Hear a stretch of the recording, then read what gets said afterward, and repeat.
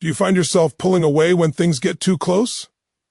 Maybe you're an avoidant, and it's not a flaw, but a deep-seated protection of your self-worth.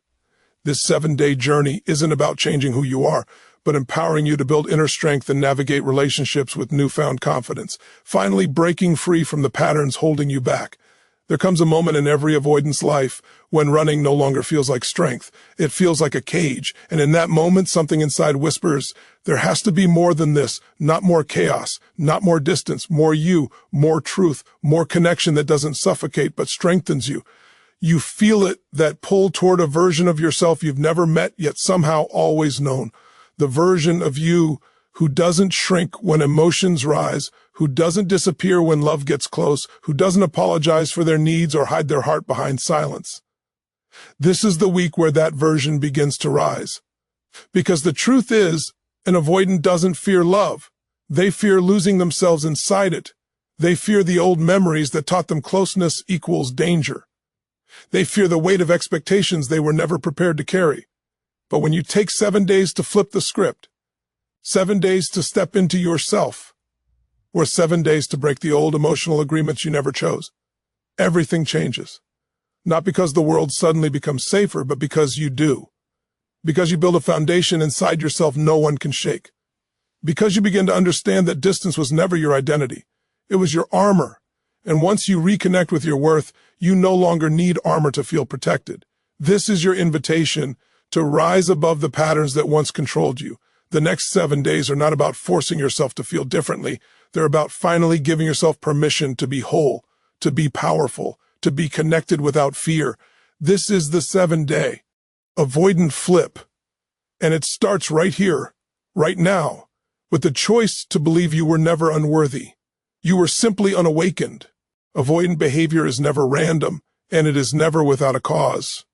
It's a cycle built through experiences, impressions, and silent agreements your mind made when you were too young to understand what was happening.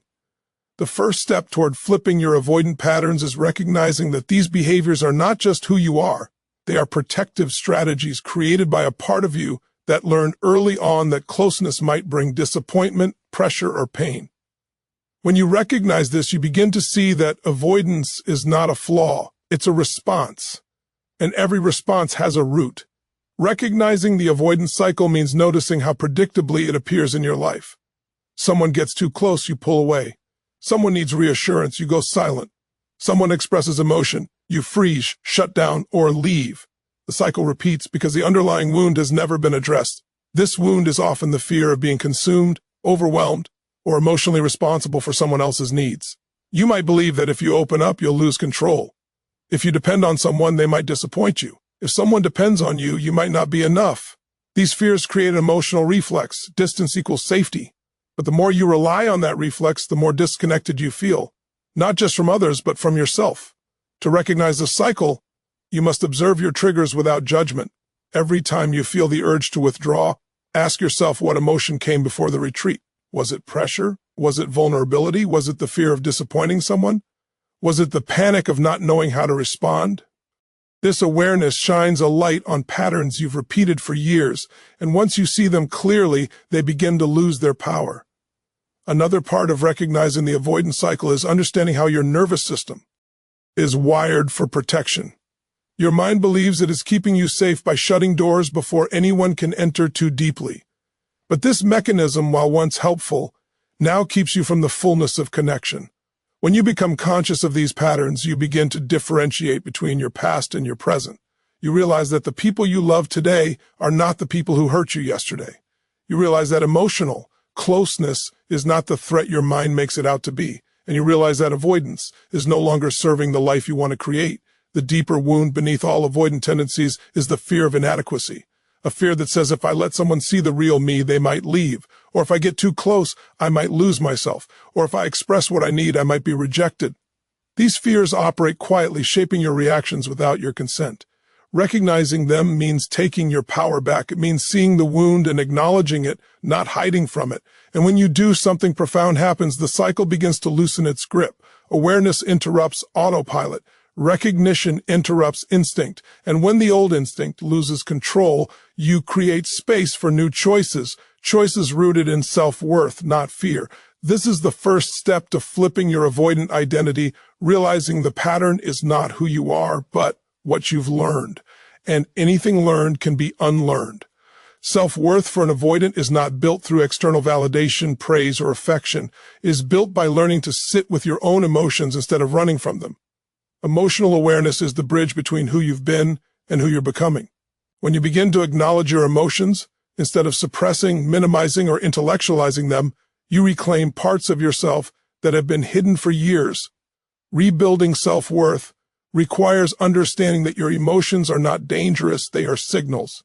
They tell you what you need, what you fear, and what you desire. For someone with avoidant tendencies, the habit is often to shut down emotions before they fully surface. You may distract yourself, rationalize your feelings away, or convince yourself that you don't care even when your mind and body are reacting intensely. This disconnect between what you feel and what you allow yourself to express weakens your sense of worth because you lose contact with your inner truth. When you develop emotional awareness, you start recognizing patterns. When your chest tightens during vulnerability, when your stomach knots in moments of intimacy, when your mind begins to overthink right before you pull away. These body signals are not weaknesses, they are invitations to go deeper. Instead of retreating, you learn to lean in. The more you become aware of what's happening inside you, the more you realize your emotions are manageable, not overwhelming.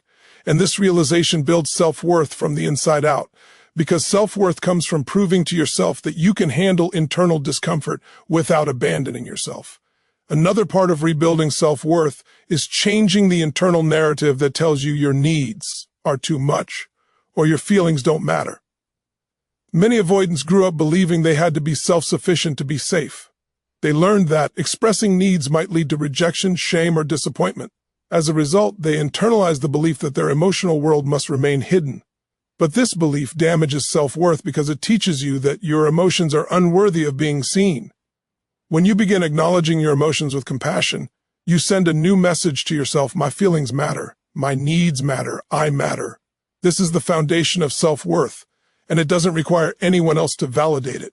You build it through the daily practice of being honest with yourself. Emotional awareness also helps you understand that you don't need to be perfect in order to be loved. Avoidants often hold themselves to impossibly high standards to compensate for their fear of inadequacy.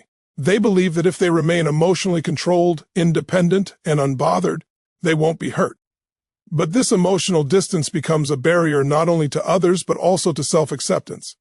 When you allow yourself to feel even messy, uncomfortable, confusing emotions, you connect with your authentic self. And authenticity always increases self-worth because it aligns you with who you truly are. Through conscious emotional awareness, you train your mind to stop running from discomfort and start understanding it. You develop a new relationship with your inner world, one built on curiosity rather than fear. With every moment of awareness, you strengthen the belief that you are capable, resilient, and deserving of connection. You gradually realize that self-worth is not something you earn, it's something you uncover by reconnecting with the parts of you that were silenced long ago. And once you rebuild it, the need to avoid fades because you no longer fear the feelings that closeness awakens within you. For an avoidant, emotional connection often registers as a threat long before logic enters the picture. The body responds with tension, the mind shifts into defense, and the heart retreats behind walls built over years of self-protection. The key to flipping this response is learning how to create internal safety, a sense of grounding that doesn't depend on other people's behavior, expectations, or reactions. Internal safety is not about eliminating triggers. It's about strengthening your capacity to stay present with them. When you create safety within yourself, closeness no longer feels like danger. It becomes something you can manage, something you can choose, and eventually something you can welcome. Internal safety begins with understanding your nervous system. Avoidants typically live in a state of hyper-independence, where vulnerability feels like exposure and exposure feels like danger. But this reaction isn't a conscious choice. It's a survival response shaped from past experiences where closeness led to discomfort, pressure, or emotional overwhelm. When you start paying attention to your body, your breath, your heartbeat, your muscle tension, you learn to regulate your own emotional state. This regulation teaches your brain that vulnerability is not a threat but an experience you can navigate. And when your mind begins to trust your body's ability to stay grounded, internal safety forms naturally. Another part of creating safety within yourself is building emotional predictability. Avoidants often retreat because emotions feel unpredictable, fast, or uncontrollable. You don't withdraw because you don't care. You withdraw because you don't feel equipped to handle what connection brings up. The antidote is developing routines that help you stay centered. Deep breathing, grounding exercises, journaling, or simply pausing before reacting. These practices communicate a powerful message to your mind. I can keep myself safe, even when emotions rise. With enough repetition, your system begins to respond differently. Instead of shutting down when someone gets close, you stay regulated. Instead of feeling overwhelmed by emotion, you feel guided by it. Instead of running, you remain present.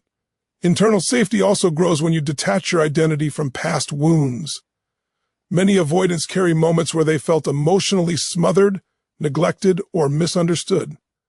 These memories live in the body as stored fear. But when you recognize that your past no longer dictates your present, you create space for new emotional experiences. You start understanding that the people in your life today are not the ones who hurt you. This shift builds trust, not trust in others first, but trust in yourself. And self-trust is the core of internal safety. To build internal safety, you must also allow yourself to experience connection in small, manageable doses.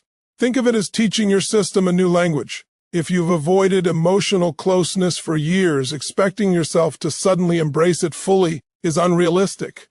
The nervous system requires gradual exposure.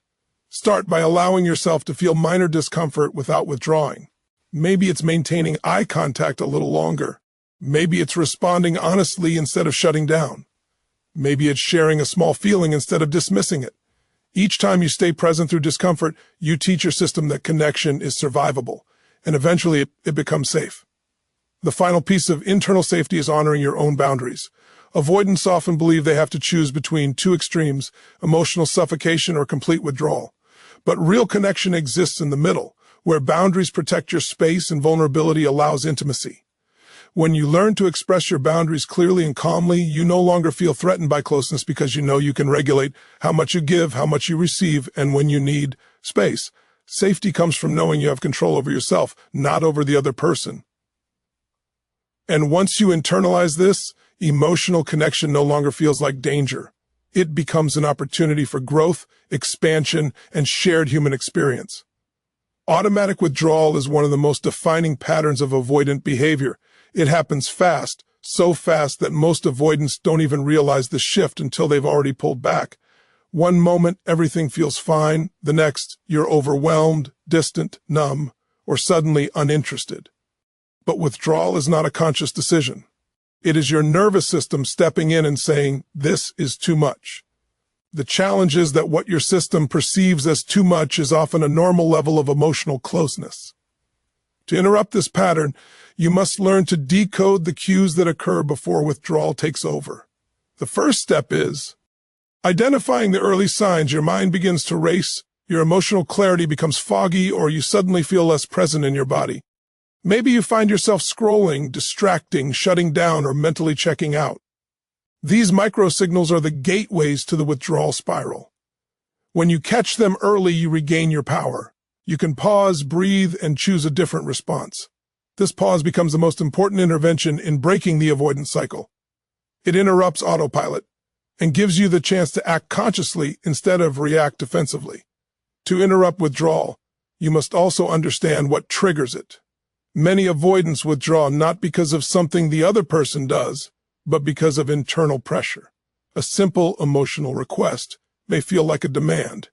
A vulnerable conversation may feel like exposure. A moment of intimacy may activate old fears of being engulfed or controlled.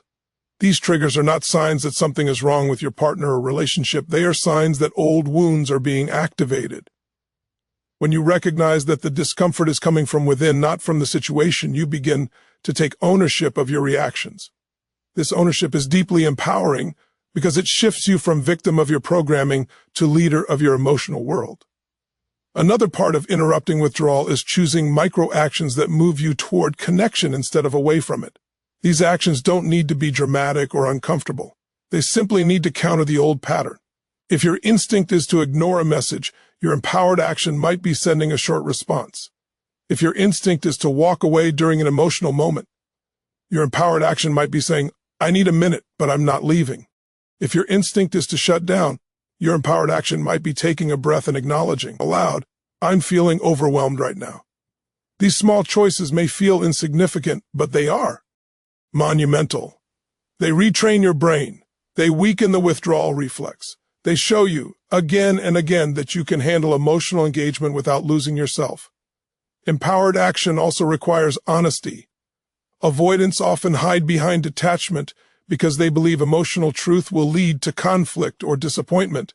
But when you express what you feel, even if imperfectly, you break the pattern. Saying, I'm trying to stay present, but this is hard, is an empowered action. Saying, I need a little space, but I'm not disappearing, is an empowered action. Saying, I care, but I'm feeling triggered, is an empowered action. These expressions bring clarity instead of confusion and connection instead of distance. Consistency is crucial. Interrupting withdrawal once is progress, but doing it repeatedly rewires your emotional habits. The brain learns through repetition. Each time you choose to stay engaged even slightly, you build emotional endurance. You prove to your system that closeness is not a threat. You create new neural pathways that associate connection with safety instead of danger. Over time, the withdrawal reflex weakens and the empowered response strengthens. And the more you engage consciously, the more confident you become in your ability to handle intimacy with strength, clarity, and presence. Interrupting withdrawal is not about forcing yourself to feel differently. It's about creating enough space between trigger and reaction for you to make a choice. The moment you choose, you shift from avoidant survival mode into emotional leadership. And that is where the true transformation begins. The internal narrative of an avoidant is shaped around protection. Protect your heart, protect your independence, protect your sense of control. This narrative forms quietly through years of experiences where vulnerability felt unsafe and emotional closeness created pressure. Over time, the story becomes ingrained. I'm better off alone. Feelings complicate everything. People expect too much from me. Love demands more than I can give.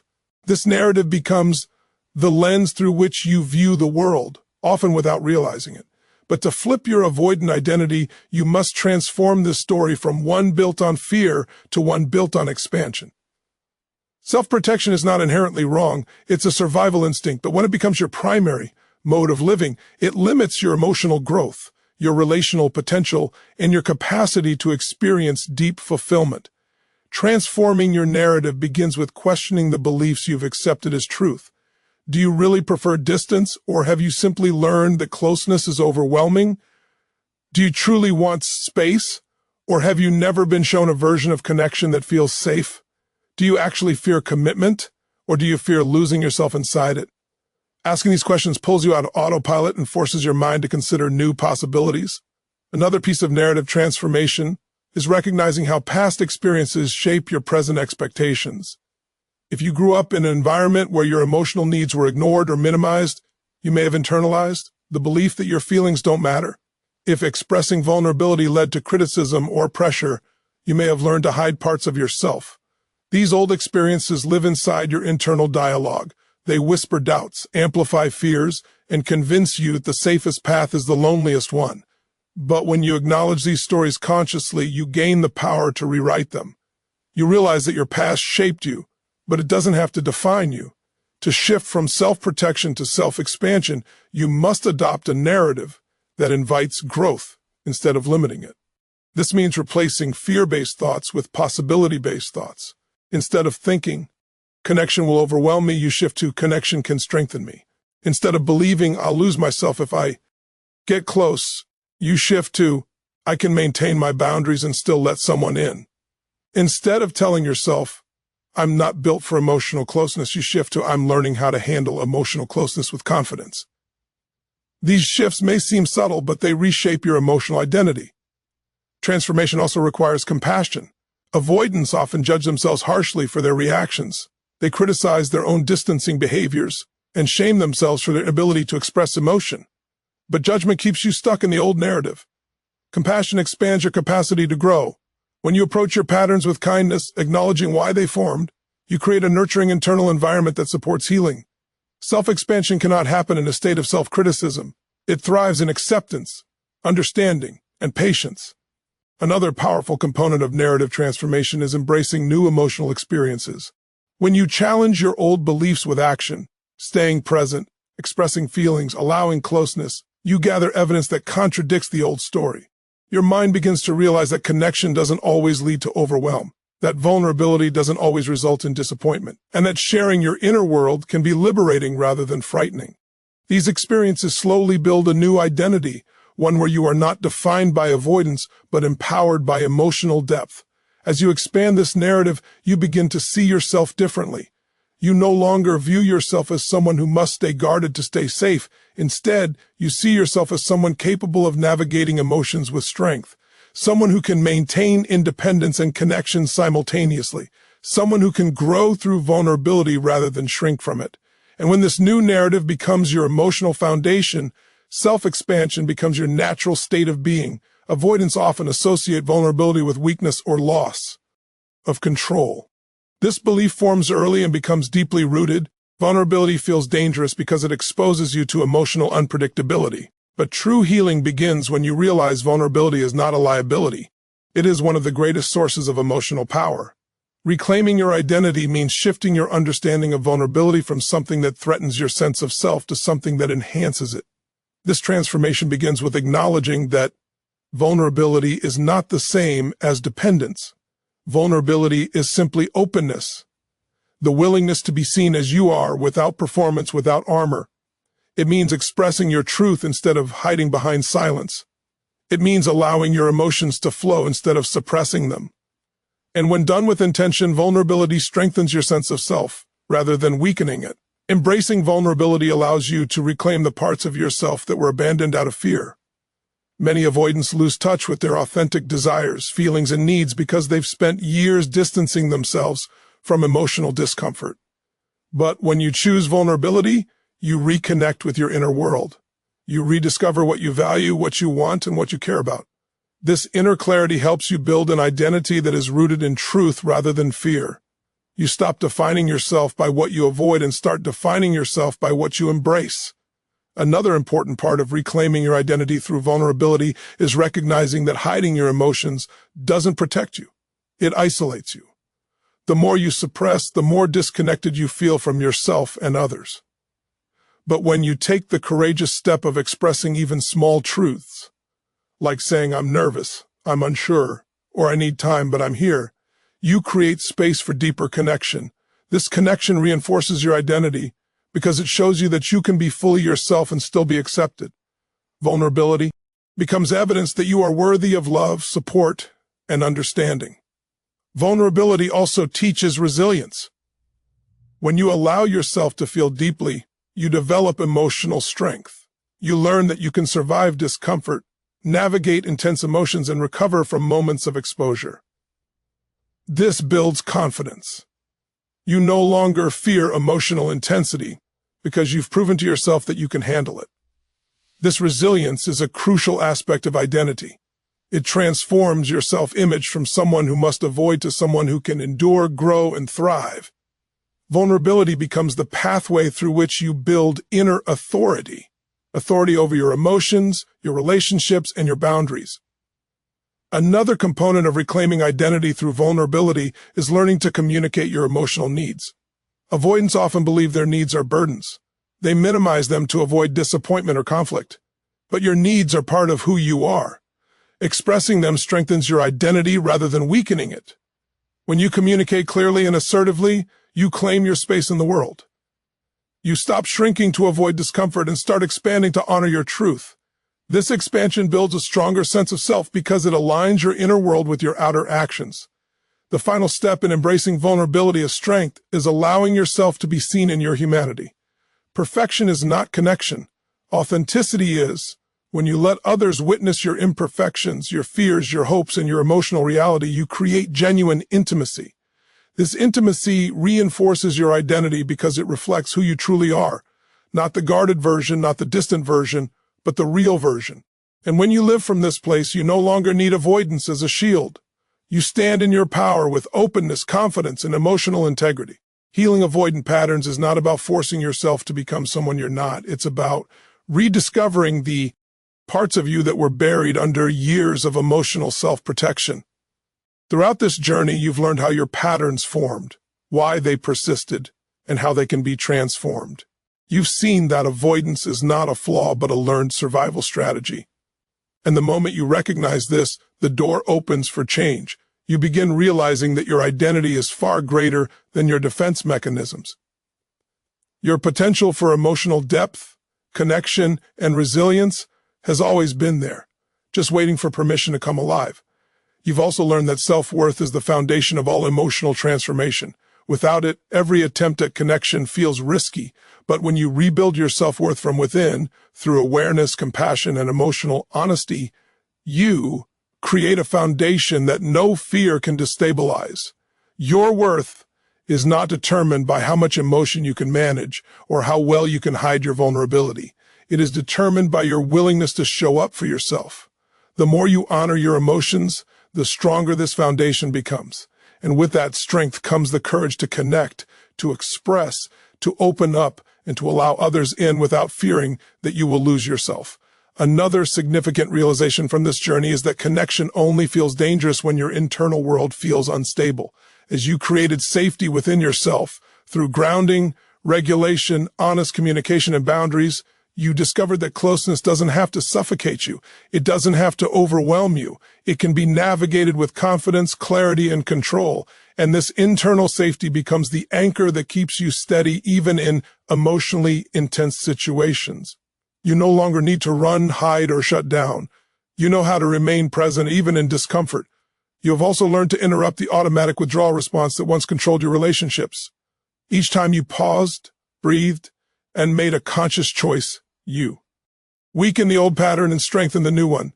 These small moments of empowerment became proof that you are not defined by your reflexes.